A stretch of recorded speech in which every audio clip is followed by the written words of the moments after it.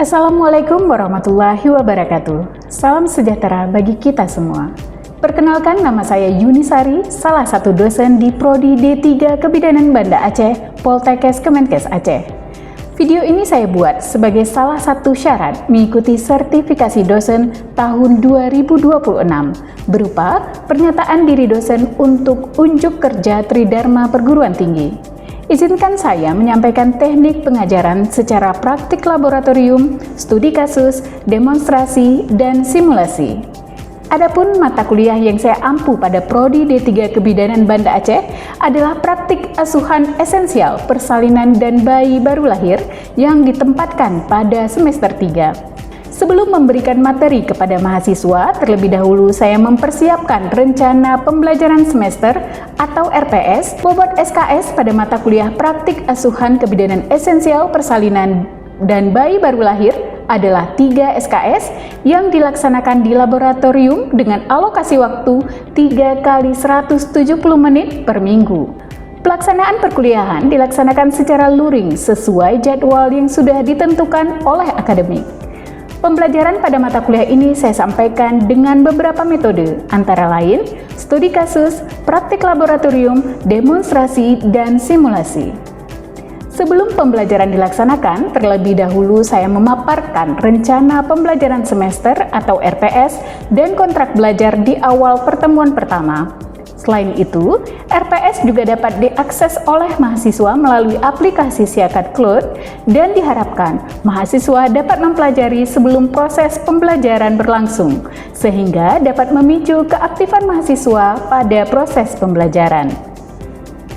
Untuk membangun interaksi yang baik dalam pembelajaran, saya berusaha melibatkan seluruh mahasiswa secara aktif sejak awal hingga akhir proses pembelajaran berlangsung. Di awal pembelajaran, saya melakukan apersepsi terlebih dahulu, yaitu mengaitkan materi yang sebelumnya dengan materi yang akan diberikan. Terkadang, saya juga memberikan pernyataan pematik untuk merangsang daya pikir mahasiswa dan menghubungkan materi dengan pengetahuan yang telah mereka miliki. Di akhir pembelajaran, saya melakukan evaluasi berdasarkan simulasi yang telah dilakukan mahasiswa untuk menilai ketercapaian tujuan pembelajaran. Selanjutnya, saya juga memberikan pernyataan apersepsi untuk menjadi bahan diskusi dan pembelajaran pada pertemuan selanjutnya. Untuk asesmen, saya melakukan penilaian melalui ujian praktikum, di mana mahasiswa satu persatu mempraktikkan tindakan yang sudah mereka pelajari berdasarkan daftar tilik asuhan persalinan normal dan dinilai dengan menggunakan rubrik penilaian praktikum. Selain itu, pada akhir semester juga akan dilakukan ujian di laboratorium secara OSCE atau Objective Structure Clinical Examination yang merupakan metode penilaian keterampilan klinis secara terstruktur dan objektif. Selanjutnya, saya akan menjelaskan bagaimana pembelajaran praktikum di laboratorium. Pada setiap pembelajaran praktikum di laboratorium, mahasiswa terlebih dahulu dikelompokkan menjadi beberapa kelompok kecil, agar proses pembelajaran bedside teaching dapat dilaksanakan secara lebih efektif. Capaian pembelajaran yang diharapkan pada pertemuan ke-6 ini adalah mahasiswa mampu menerapkan praktik asuhan kebidanan esensial persalinan pada skala 1, 2, 3, dan 4. Dengan bahan kajian yaitu pemantauan dan asuhan pada skala 2 persalinan. Adapun tujuan pembelajaran ini adalah mahasiswa mampu menerapkan praktik asuhan kebidanan esensial pada persalinan skala 2 sesuai dengan standar profesi dan nilai-nilai profesionalisme. Demikian informasi singkat salah satu mata kuliah yang saya ampu. Selanjutnya, mari kita saksikan pembelajaran di kelas yang saya lakukan. Terima kasih. Assalamualaikum warahmatullahi wabarakatuh. Assalamualaikum warahmatullahi wabarakatuh. Waalaikumsalam warahmatullahi wabarakatuh. Alhamdulillah, hari ini kita dipertemukan kembali oleh Allah dalam suasana yang cukup nyaman di ruang lab terpadu Poltekkes Kemenkes Aceh untuk sama-sama kita belajar mata kuliah praktik asuhan esensial persalinan dan bayi baru lahir. Nah, pada pertemuan kali ini seperti yang sudah kita bicarakan saat awal pertemuan pada kontrak ke-6 ini yang akan kita bahas adalah tentang asuhan pada kala 2 persalinan. Nah, poin pembelajaran kita pada kesempatan hari ini adalah seluruh mahasiswa mampu untuk melakukan asuhan persalinan pada kala 2 di seluruh fasilitas kesehatan dan komunitas dengan menggunakan metode manajemen kebidanan dengan menerapkan prinsip standar asuhan kebidanan dan nilai-nilai profesionalisme. Nah, untuk mencapai tujuan tersebut, maka ada 2 indikator yang akan kita tempuh pada kesempatan hari ini. Yang pertama adalah ketepatan mahasiswa dalam melakukan tindakan asuhan persalinan khususnya pada kala 2 berdasarkan daftar pilih asuhan persalinan normal. Nah, indikator yang kedua adalah ketepatan mahasiswa dalam menerapkan prinsip profesionalisme dan nilai-nilai pada standar kebidanan. Ya. Baik mahasiswa sekalian, pada pertemuan yang lalu kita sudah bahas ya tentang asuhan pada kala 1 persalinan. Ada yang masih ingat batasan pada kala 1 persalinan dimulai sejak kapan dan berakhir sampai dengan kapan? Periodenya, masanya, ada yang bisa menjawab? Jadi saya izin menjawab. Jadi batasan kala 1 persalinan itu dimulai dari pembukaan serviks yang dimulai sejak kontraksi rahim hingga serviknya sampai pembukaan lengkap sampai 10 cm. Iya, baik sekali Siva. Jadi saya simpulkan lagi bahwa kala 1 persalinan itu batasannya dimulai sejak pembukaan serviks 1 cm sampai dengan pembukaan serviks 10 cm atau kita sering menyebut dengan pembukaan lengkap. Nah, pada kesempatan hari ini yang akan kita bahas adalah lanjutan dari setelah pembukaan lengkap, yaitu sejak ibunya pembukaan sudah lengkap sampai dengan seluruh tubuh bayi lahir. Itulah batasan untuk kala 2 persalinan. Kemudian nanti akan ada kala 3, yaitu dimulai dari persiapan kelahiran plasenta sampai nanti manajemen aktif kala 3. Kemudian ada kala 4 di mana nanti setelah plasenta lahir, dimulai setelah plasenta lahir sampai dengan 2 jam pasca persalinan. Nah, itulah 4 periode persalinan yang akan dilalui ibu dalam masa bersalinnya. Nah, pada kesempatan hari ini kita akan membahas khusus untuk kala 2 persalinan. Untuk itu ibu akan mendemonstrasikan ya bagaimana langkah-langkah sesuai dengan daftar pilih asuhan persalinan normal. Kita sudah siapkan alat, kita sudah bahas ya pada pertemuan yang lalu. Peralatan yang kita butuhkan untuk melakukan asuhan persalinan sudah kita pastikan lengkap semua. Kemudian kita pastikan kita lakukan anamnesa yang mendalam terhadap pasien sebelum kita menetapkan diagnosa yang akan yang sesuai dengan kebutuhan pasien. Ibu punya satu kasus, boleh kita lihat bersama. Baik Siti, mungkin silakan dibaca kasusnya. Seorang wanita berusia 30 tahun datang bersama suaminya ke tempat DPMB dengan keluhan dari perut yang menjalar hingga ke pinggang. Ibu juga mengeluhkan keluarnya lendir bercampur darah dari jalan lahir. Berdasarkan hasil anamnesis lebih lanjut, ibu menyatakan belum merasakan adanya pengeluaran cairan dari jalan lahir. Ya, baik. Nah, dari kasus ini kira-kira ke arah mana diagnosa yang bisa kita tegakkan? Ibu, kala 1, kala 2, kala 3? Kala 1. Iya, bisa jadi ibu kala 1 persalinan, bisa jadi ibu sudah akan memasuki kala 2 sesuai dengan hasil pemeriksaan fisik yang akan kita lakukan. Ini yang akan kita lakukan berdasarkan kasus ini untuk mengetahui diagnosa yang tepat serta penata laksanaan yang sesuai untuk ibu tersebut. Boleh satu orang menjadi pasien, ya, satu orang boleh menjadi pendamping. Ya, silakan. Ibu boleh izin saya buka pakaian dalamnya ya Bu. Setelah pakaian dalam dibuka, kita lihat tanda-tanda persalinan pada ibu. Apa saja tandanya? Ada dorongan,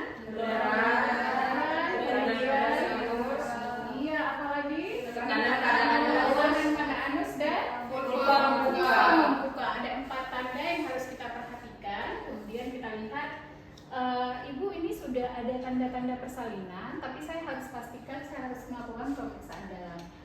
siapkan alat dulu ya Bu.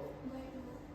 Nah, untuk alat pelindung diri yang kita butuhkan adalah yang pertama kita gunakan apron. Yang pertama kita gunakan adalah alat pelindung dirinya berupa apron, kemudian kita gunakan masker,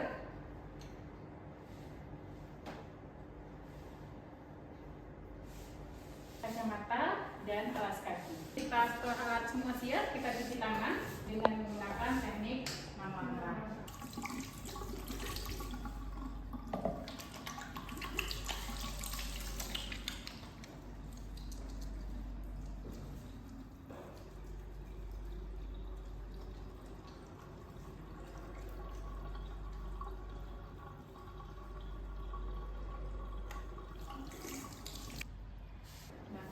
Kemudian kita akan lakukan pemeriksaan dalam. Izin Ibu, saya akan lakukan pemeriksaan dalam ya. Kita akan lihat pembukaannya apakah sudah lengkap atau belum.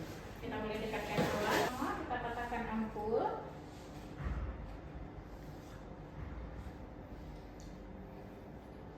Kemudian kita siapkan handspoon. Kita masukkan oksitosin ke dalam ampul dengan menggunakan teknik one hand.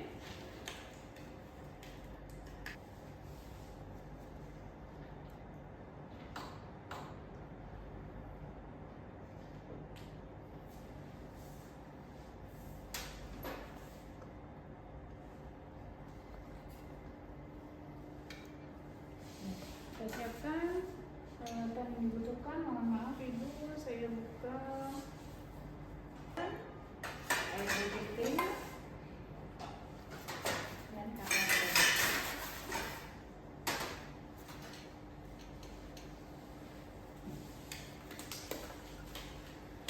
Ibu izin sebelum saya periksa dalam, saya bersihkan dulu ya Bu ya. Lakukan vulva hygiene.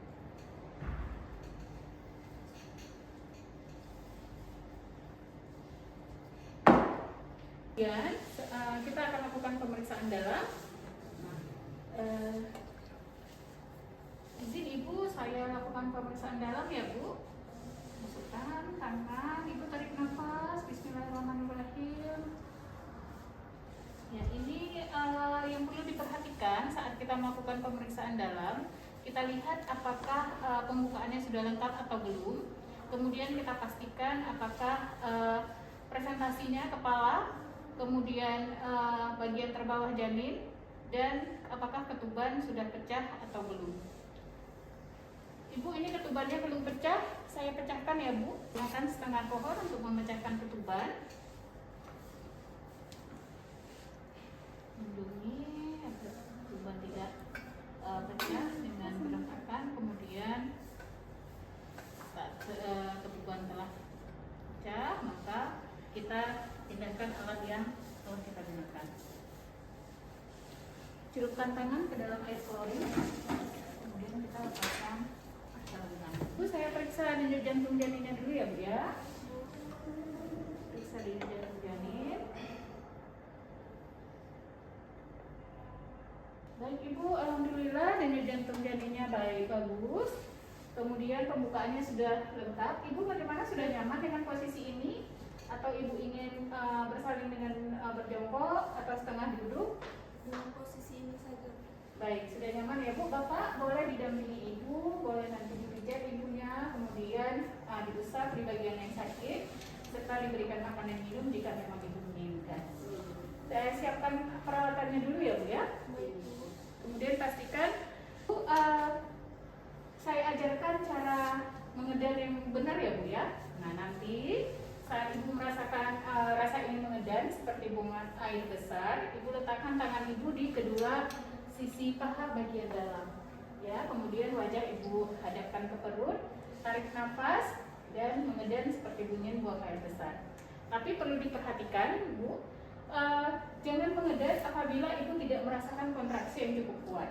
Ya, jadi terlalu sering mengedan itu bisa membuat Ibu cepat capek sehingga nanti persalinannya menjadi semakin lama.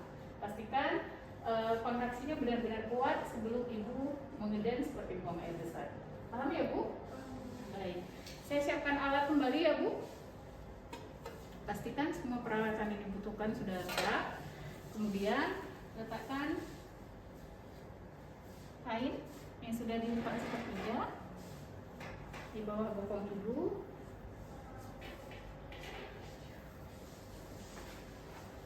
Boleh diangkat sedikit bokongnya, Bu. Kemudian letakkan handuk.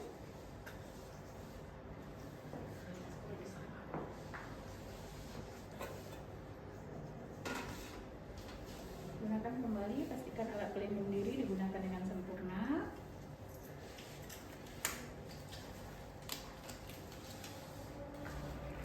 Saat kepala janin sudah tampak 5-6 cm di depan vulva, maka penolong boleh melakukan pimpinan persalinan. Letakkan tangan di perineum ibu untuk melindungi perineum agar tidak robek. Kemudian letakkan tangan kiri untuk melindungi agar kepala tidak fleksi sehingga mengakibatkan robekan pada bagian atas vulva. Kemudian pastikan ibu sudah ada rasa ingin menggedam yang kuat. Sudah kuat, Bu? Iya, tarik nafas, dorong yang kuat, Bu. Iya, tarik sekali lagi, Bu. Sedikit lagi. Iya. Iya. Jika kepala sudah keluar, maka pastikan tidak ada lilitan tali pusat. Kemudian jika tidak ada lilitan tali pusat, biarkan bayi melakukan putaran paksi luar secara spontan. Nah, setelah bayi melakukan putaran paksi luar, kita letakkan tangan di bagian sisi kepala janin yang disebut dengan biparietal untuk melahirkan bahu atas dan bahu bawah. Kemudian ketika kepala telah lahir, bahu sudah lahir, letakkan tangan kiri untuk sangga tubuh bayi, sedangkan tangan kiri untuk menyusuri seluruh tubuh bayi hingga tubuh bayi lahir dengan sempurna. Nah, yang perlu diperhatikan saat bayi sudah lahir adalah lakukan penilaian dengan cepat untuk memastikan yang pertama adalah melihat warna kulit bayi. kemudian apa lagi? Menangis, dan bayinya dan bayinya menangis atau tidak. Lakukan penilaian secara cepat sambil kita mengeringkan bayi. Ibu, alhamdulillah bayinya sudah lahir, jenis kelaminnya perempuan, warna kulitnya kemerahan, tonus ototnya bagus, dan bayinya menangis dengan kuat. Nah, setelah bayi lahir, maka selesailah proses persalinan pada kala 2. Setelah itu kita akan melanjutkan di kala 3 dan kala 4. Baik, silakan duduk kembali, kita diskusi. Nah, tadi setelah saya mendemonstrasikan dan semua mahasiswa sudah melihat, ada yang ingin didiskusikan? Ya, silakan. Apakah tindakan pemindahan ketuban itu wajib dilakukan pada saat pembukaan serviknya sudah lengkap? Iya, bagus sekali pertanyaannya. Pemecahan ketuban atau kita sebut dengan amniotomi itu tidak selalu dilakukan pada pembukaan lengkap. Pada sebagian persalinan, amniotomi itu bisa pecahnya ketuban bisa terjadi bahkan sebelum pembukaan itu terjadi, sebelum ibu merasakan adanya kontraksi. Ya, biasanya pecah secara perlahan atau kita sebut premdes, atau bisa jadi pecah secara keseluruhan. Maka yang paling penting dilakukan adalah anamnesis saat kunjungan ibu untuk melahirkan. Tanyakan apakah ibu merasakan keluar air atau tidak dari jalan lahir. Nah, pemecahan ketuban itu berfungsi untuk membuat proses persalinan menjadi semakin cepat. Pastikan saat dilakukan amniotomi itu pembukaan sudah benar-benar lengkap dan kontraksi ibu sudah berjalan dengan baik. Ya, sampai di sini mungkin ada yang ingin coba mendemonstrasikan ulang kegiatan kita. Ya, coba Safrina silakan. Assalamualaikum Ibu, perkenalkan nama saya Safrina. Saya yang akan membantu Ibu dalam persalinan hari ini. Bagaimana Ibu keadaannya? Sudah ada rasa ingin mengedan Ibu? Sudah rasa sakit Ibu ya? Saya lihat dulu ya Bu ya, tanda-tanda persalinan. Ya, tadi sudah ada dorongan mengedan, vulvanya membuka, perineum menonjol, dan tekanan pada anus. Baik Ibu, ini sudah ada tanda-tanda persalinan. Nanti kita akan lakukan periksa dalam ya Bu ya. Sebelum itu saya persiapkan peralatan terlebih dahulu. Baik. Nah, kita lihat kelengkapannya. Kita menggunakan APD, alat pelindung diri.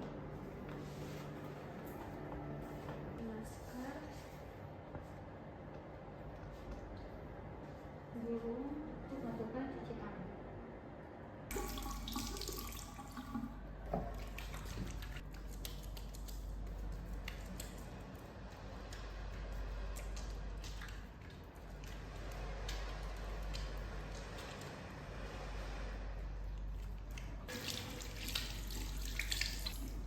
Dan sudah cuci tangan, kita patahkan ampul.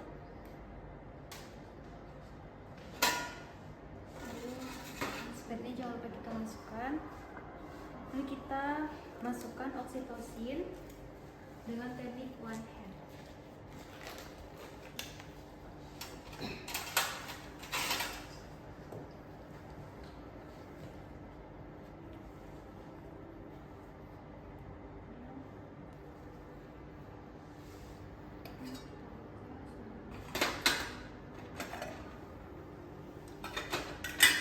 Bu, ini kita lakukan pemeriksaan dalamnya ya Bu ya.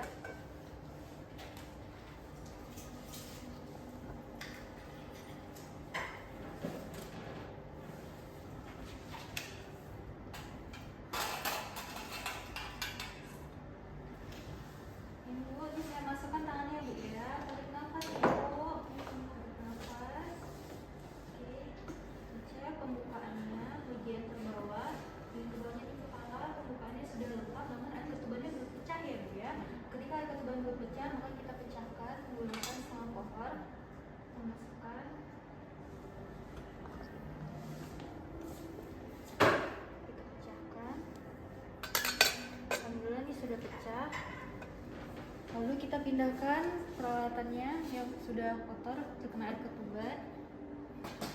Cuci tangan dengan air larutan tadi. Kita pindahkan peralatannya. Kita lakukan cek detak jantungnya. Ibu izin Bu ya, saya periksa detak jantungnya. Alhamdulillah Ibu, detak jantungnya normal ya, 198 kali per menit. Alhamdulillah Ibu, ini air ketubannya sudah saya pecahkan, pembukaannya juga sudah lengkap, detak jantung bayinya juga normal. Selanjutnya Ibu, bagaimana Ibu posisinya, sudah nyaman begini? Sudah nyaman. Ibu, Bapak bantu ya Pak ya, bantu posisi Ibu. Lalu Ibu kalau ingin mengedan, pastikan pas kontrasinya lagi kuat. Kalau misalnya tidak ada kontrasinya, jangan mengedan terlebih dahulu ya Bu ya. Nanti Ibu bisa kelelahan pada saat melahirkan ini, jadi persalinan jadi lebih lama. Pada saat Ibu rasa mengedan dengan kuat, Ibu lakukan seperti ini Bu ya. Ibu pegang di bagian paha seperti ini, dua-dua. Lalu Ibu menghadap ke bagian perut.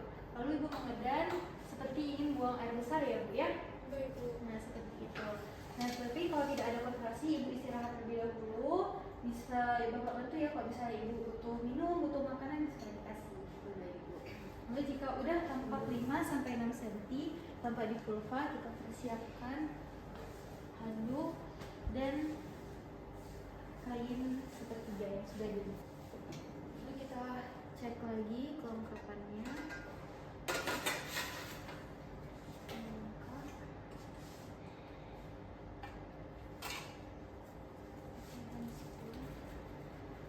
Gimana Ibu, sudah ada dorongan yang kuat? Sudah. Lakukan Ibu, mengedan Ibu, kita lakukan tahanan terus. Pada saat melakukan stenan, ya, perhatikan posisi tangan berada pada perineum. Perineum.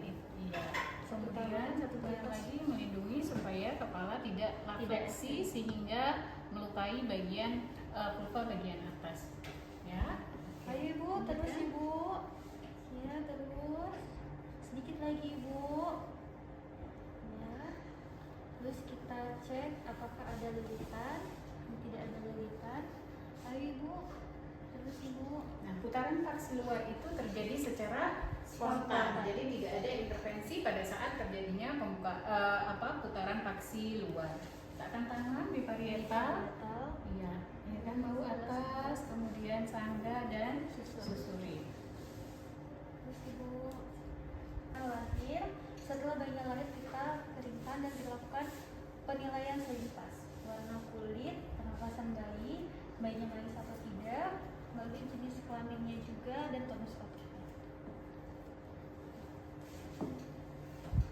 Oke, gimana?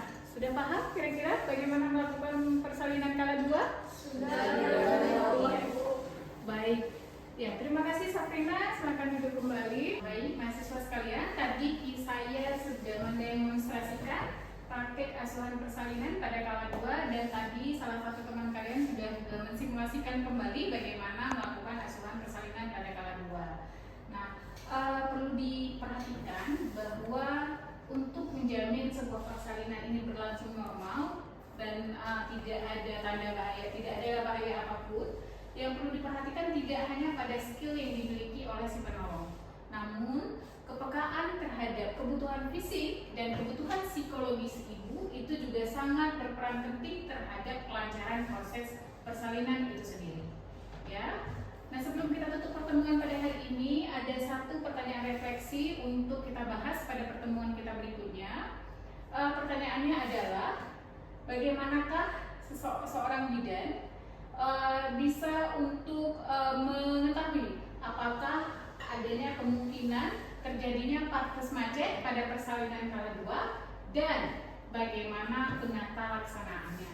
Jadi tolong dibaca-baca kembali tentang partes macet pada kala 2 dan penata laksanaannya karena kita akan bahas pada pertemuan berikutnya. Baik, terima kasih untuk perhatiannya pada hari ini.